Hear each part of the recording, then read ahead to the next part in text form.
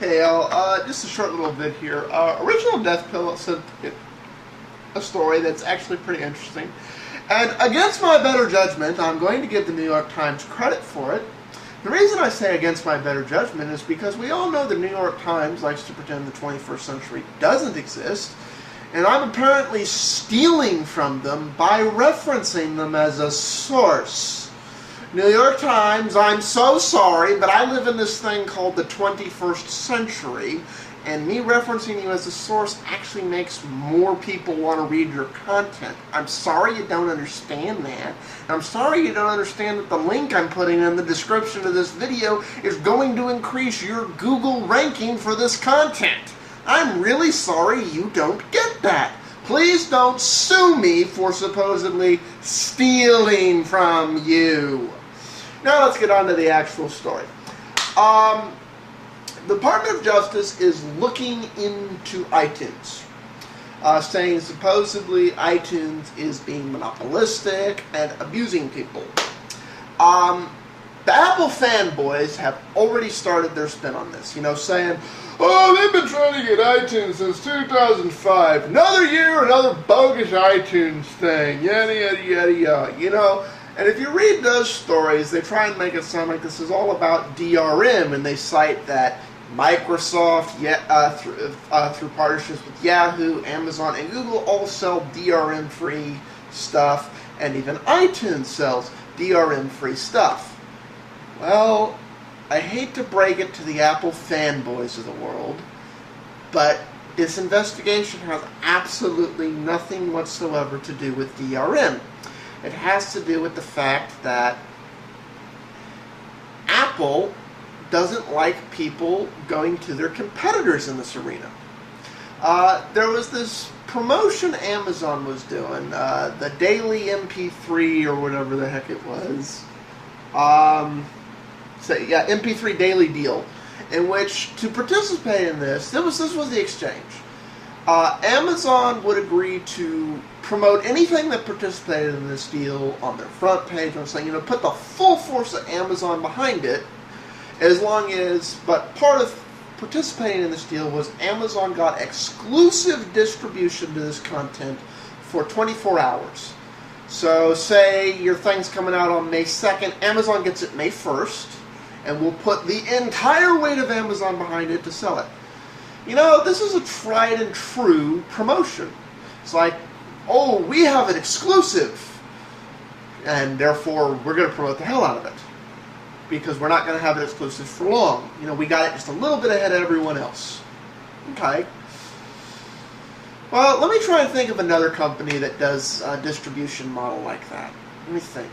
They invented or created a phone, and they signed a 5-year exclusive deal with one carrier and one carrier only that said they were the only ones who can sell it, kind of granting exclusive distribution, per se, for a set period of time, in that case 5 years. So this is something, Apple did this with the iPhone and AT&T, right? So Apple's all on board with exclusive distribution, right? Well, it seems only when it's to their favor, because the alleged reaction of Apple here is anybody, any artist or label that participated in this Amazon deal was penalized in iTunes.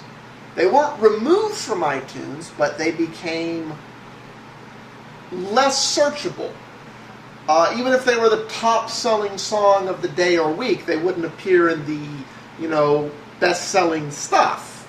Basically, you had to manually browse for anyone who participated with Amazon, manually by category and subsong and song. You had to manually find their stuff. You couldn't get it any other way in iTunes.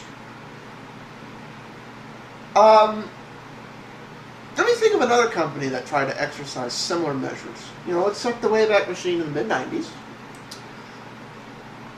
We have this company called Microsoft that makes this operating system called Windows. And there's this thing coming out. There's internet browsers, and word processors and all these things. And, those are the hip things. And there's a lot of competition in this arena. Microsoft decides it wants to own these arenas. So it goes around and goes to all the vendors and says, you don't understand. You're not going to install anyone else's browser, and you're not going to install anyone else's word processor, or we're not going to sell you Windows anymore.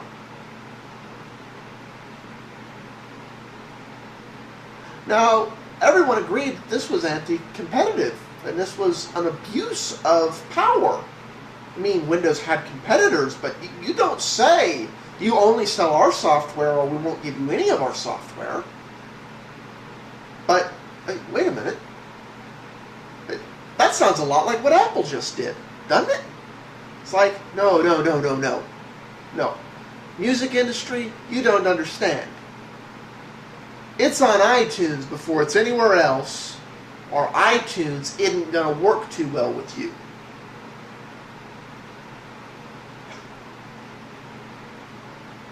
That sounds like Apple's abusing the stranglehold they have on the digital media industry. Which is not, unlike Apple fanboys like to say, they didn't invent this. I'm sorry, hackers invented this by stealing shit. But that's a topic for another time. And I am glad this is being investigated. I really am. Because one of my fears has been that, for those of you who haven't noticed, behind the scenes, Apple has been getting a real stranglehold by way of the iTunes distribution mechanism on education. For a lot of people don't realize this, but a lot of grade schoolers only have digital books now, and there's lectures and companion stuff that goes with their class books, which are only available on iTunes. And a lot of colleges have started putting their lectures and stuff only on iTunes, because Apple convinced them that this is where it should be. And I don't inherently have a problem with this, because it's a great distribution mechanism. The problem I have with it is Apple wants draconian control of that distribution mechanism. This brings us into what is iTunes. Back when Palm tried to backdoor their device so their device could sync with iTunes content, Apple beat them down with the Apple bad stick. And rightly so, because it's not. The side of iTunes that is solely a media player and a means of organizing content, I believe Apple has absolute control over that. The side of iTunes that is a media distribution mechanism, and then there's two sides to that. There's the iPhone platform stuff, and then there's music and video. The music and video stuff, especially the stuff that's DRM free, should be able to go anywhere. But you need iTunes software only to access it, which, doesn't work on every platform. As a matter of fact, if Apple really doesn't like the platform you're on, hence the platform I'm on, Linux, they go out of their way to make sure nothing they have their hand in any way, shape, or form works with you. Even Microsoft doesn't actively attack Linux that much. They just passively attacked it by not making a Linux version. But Apple goes out of their way to actively make anything Apple incompatible with Wine. And you add on that stuff. So, yeah, I'm glad they're investigating, because it means I'm less worried about the education system going into the crapper via Apple. Because maybe if the kids' parents don't buy Apple products, the kids can still have access to all the educational stuff. I know, crazy concept, isn't it? I'm up on time, but it's interesting. I guess Apple fanboys don't consider monopolistic practices monopolistic. Hopefully this preliminary investigation, becomes a full investigation like the FCC thing has. It will be real nice to see the regulators not turn a blind eye to out Microsofting Microsoft and abusing every ounce of power they have anymore. That would be a nice world to see, that Apple has to play on the same rules.